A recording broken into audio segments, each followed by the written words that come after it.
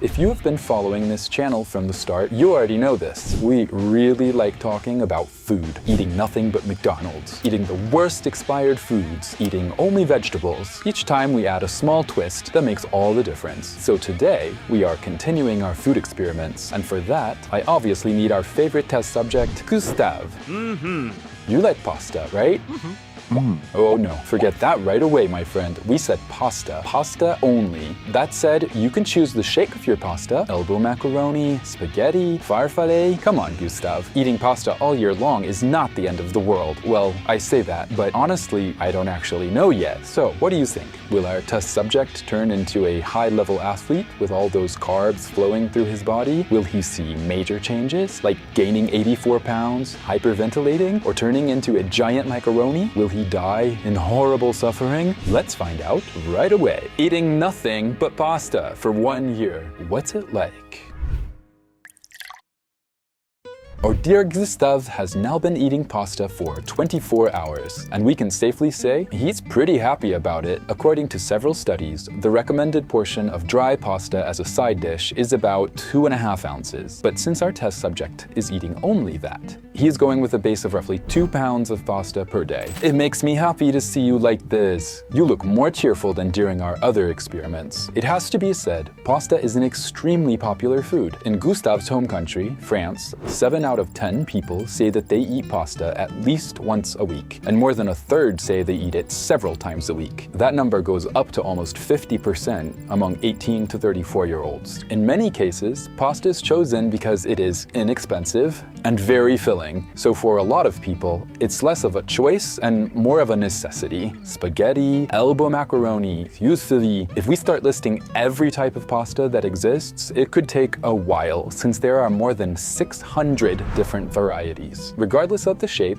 people in France eat about 18 pounds of pasta per year. That's actually quite low compared to Italians, who eat about 51 pounds per year, which is a lot. To give you a rough idea, it's like filling a suitcase that goes in the cargo hold of a commercial flight with pasta and eating all of it over the course of a year. In any case, Gustave, we can say that you are off to a strong start, because pasta has quite a few good things going for it. Rich in magnesium and B vitamins, pasta also provides a substantial amount of carbohydrates, the sugars our bodies need to function properly. Another advantage of pasta is its simple recipe with very few ingredients: water, flour, salt, and that's it. That makes it a minimally processed food, and therefore fairly healthy for the body. And just to be clear, for this experiment, Gustave will be eating only dry pasta, the standard kind, the one we all know and can easily find in any grocery store. There are many types though: whole wheat, semi-whole wheat, egg pasta, spelt pasta. You get the idea. There's something for everyone.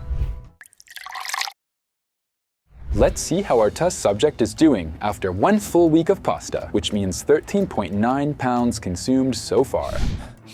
Well, look at you, champ. You seem to be in great shape. Honestly, that does not surprise me. You can thank carbohydrates for that. You know, the sugars I mentioned earlier, the fuel our body is run on. You should know that there are 2 types of carbohydrates, simple and complex. And pasta is loaded with complex carbohydrates, like starch, glycogen, and fiber. They are also known as slow-release sugars. In reality, slow and fast sugars are absorbed in fairly similar ways by the body. What really matters is the type of food and how it's prepared. Today, we tend to rely more on the glycemic index, a measurement based on how sugar affects blood glucose levels. Basically, the lower the glycemic index, the less sugar ends up in the bloodstream. An index is considered high when it goes above 60, which is the case for foods like French fries, white bread, candy, and even cooked carrots. Yes, I promise you, even foods considered healthy can have a high glycemic index. As for pasta, it usually falls between 45 and 55, which puts it in the medium range. And it even drops to around 40 when cooked the Italian way, known as al dente. Al dente pasta is easier to digest, allows for better sugar absorption, and helps you feel full faster, which also explains why a big plate of pasta is more filling than a Big Mac. So if you love pasta and want to keep all its benefits, eat it the Italian way. Is that a good thing if you're trying to improve athletic performance? Well, it's not such a bad idea, especially when you know that athletes sometimes follow what is called the spaghetti diet. Yes, that is actually its real name. It's a diet that allows athletes to maximize their carbohydrate stores by eating pasta a few hours before exertion. That way, they can tap into those sugar reserves reserves while they're competing, and that is extremely useful. Alright, Gustav, keep it up. Stay energized and keep that momentum going.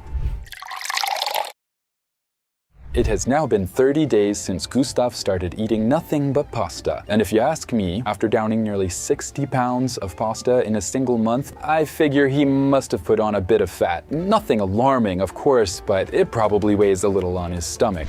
Well, now that is quite a surprise. This challenge seems to suit you pretty well, Gustav. You look slim. Contrary to popular belief, pasta does not make you gain weight. Quite the opposite, actually. It can fit perfectly into a balanced diet, or even a weight loss plan, since it's relatively low in calories, between 110 and 150 calories per 100 grams of cooked pasta. In 2018, Canadian researchers ran an experiment in which they asked 2,000 participants to eat pasta as their main source of carbohydrates for 3 months. With the equivalent of 3 half cups per meal, scientists observed that all participants lost about 1 pound on average. That clearly shows that what really makes pasta fattening is the greasy bacon and the massive amounts of cheese we usually add to it. Considering that a solid guy like Gustav normally needs around 2,000 calories per day and is now down to about 1350, the result was pretty predictable. That actually reminds me of the story of Mark Beckett, a New Zealand student who lived on pasta for nearly 6 months. Unlike Gustav, he cheated a little by adding meat and cheese from time to time, but combined with his daily 20 minutes of exercise, he did very well. Today, Mark says he's in great health. He works as a radiographer in Auckland, and as far as we know, he's doing just fine. The bonus is that he also managed to pay off his entire student loan while spending only $3.30 a day on food. And yeah, that's one of the great things about eating pasta. It is cheap and helps you save money, just like we mentioned earlier. You hear that, Gustav? You're happy, and on top of that, you don't cost me that much. Isn't that wonderful? Alright, I get it. I can understand why you're getting a bit fed up. Honestly, eating pasta all the time can get pretty boring, especially without anything on the side. That's often the case with starchy foods in general. Who eats rice, couscous, or wheat without a nice sauce to go with it? Anyway, the experiment is far from over, so you're gonna do me the favor of grabbing another plate, Gustav. Hey buddy, that doesn't look good. I get the feeling something is blocked down there. Am I wrong? Ouch. I think our poor Gustav is constipated, and that is because of fiber, or rather, because of the lack of it. Yes, there is fiber in pasta, but not enough for you to go to the bathroom comfortably. Fiber is a plant-based substance that is neither digested nor absorbed by the small intestine. Naturally present in our diet, it comes in 2 types: soluble fiber, which helps reduce digestive discomfort and balance gut flora, and insoluble fiber, which increases stool volume and speeds up intestinal transit. It's mostly the latter that we find in grains, especially when they are whole. In fact, if Gustav had chosen whole wheat pasta, he would not be dealing with this problem. Whole grain products like bread, rice, and of course pasta contain twice as much fiber as so-called white foods, because their flour includes the entire grain, the germ, the bran, and the endosperm. And it's this nutrient-rich combination that provides the most fiber and helps us to go to the bathroom. By eating whole wheat pasta every day, Gustav would not be nearly as uncomfortable. The problem is that this situation is likely to last for quite some time. As a result, Gustav could develop other conditions, such as diverticulitis and inflammatory disease affecting the diverticula. Basically, these are small pouches that form inside the colon, or even hemorrhoids, which are inflamed veins around the anus. So yeah, it's not exactly glamorous. And on top of that, it's extremely painful. All of this to say that constipation is far from harmless, especially when it becomes chronic. Beyond abdominal pain, our poor Gustav could develop fistulas, bleeding, intestinal narrowing, and even abscesses at any time. In any case, with all that going on, I really wonder how Gustav is going to end up. And here we are, at the very end of our experiment. Gustav has scarfed down a total of 724 pounds of pasta over the course of a year. So, let's see how our dear test subject is doing.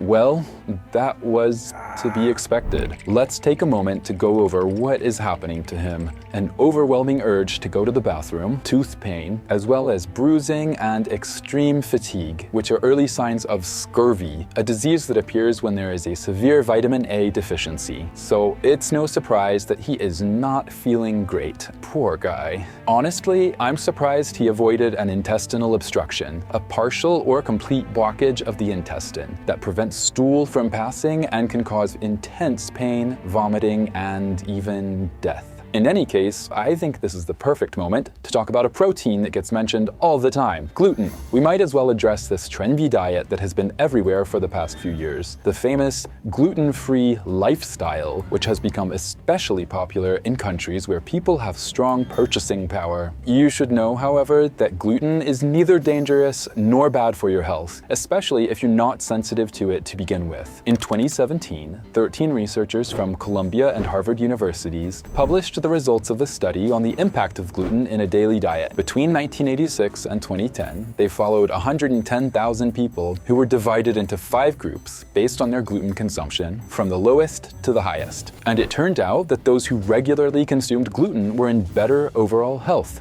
According to the scientists, eating grain-based foods that contain gluten may help trap cholesterol and therefore reduce the risk of heart disease. Yet another reminder that food trends are not always what is best for our health. That said, there are people who do not digest gluten properly, around 5% of the population, based on national averages. These individuals have a hypersensitivity and must drastically reduce their intake, or they risk daily pain, bloating, constipation, or diarrhea. There's also a condition that affects about 1% of the population and can have serious consequences: celiac disease. For those people, the solution is simple: completely eliminate gluten from their lives to protect their intestines. This can only be confirmed through a medical diagnosis, so if you want to limit your gluten intake, do it with the guidance of a healthcare professional. Fortunately for us, Gustav does not have this condition, and after 1 or 2 good enemas to clean him out from the inside, along with a solid vitamin treatment, he should be back on his feet. Right, Gustav? Well, it probably comes as no surprise when I tell you that a balanced diet requires eating a bit of everything, and that mono diets are never a good idea. But there is still one thing worth remembering. You can absolutely eat pasta every day if you feel like it, as long as you pair it with other foods to get all the nutrients and vitamins your body needs to function properly. If Gustav had eaten his pasta with, say, a pan of vegetables, a steak, or even a bit of cream and cheese, he would have been living his best life. But that wouldn't have made for a very interesting video, since nothing particularly dramatic would have happened. Of course, you should not overdo it either. Pasta bolognese every single day is probably not the best idea. Now that we know pasta is enjoyable and generally good for your health, could you imagine cutting it out of your daily diet altogether? Maybe you've never really thought about it, but when you consider that climate change has a major impact on wheat production, can you imagine a world where pasta no longer exists?